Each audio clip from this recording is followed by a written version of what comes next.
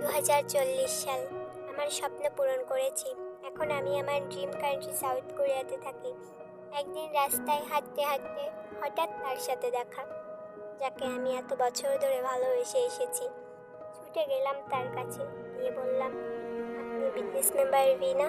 সে উত্তরে বলল, হ্যাঁ, আগে ছিলাম, তো আপনাকে তো চিনলাম না।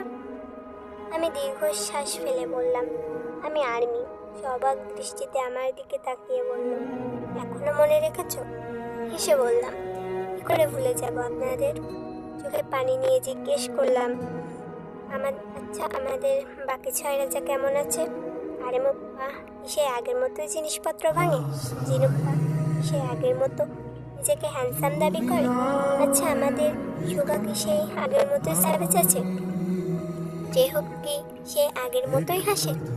আমাদের জিমিন কি সেই আগের মতো ক্যামেরা দেখে ফ্লাইট করে?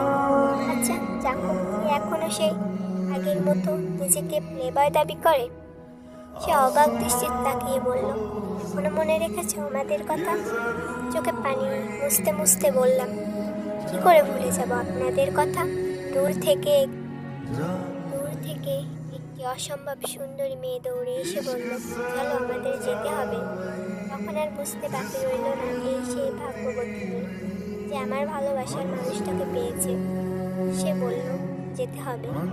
এসে বললাম, হ্যাঁ এসো। নিজের খেয়াল রাখবে, ভালো থাকবে, বাকি 6 রাজার খেয়াল রাখবে। সে হেসে বলল, তুমিও নিজের খেয়াল রেখো। একটা দীর্ঘশ্বাস ফেলে বললাম, হ্যাঁ, ভালো থাকবো।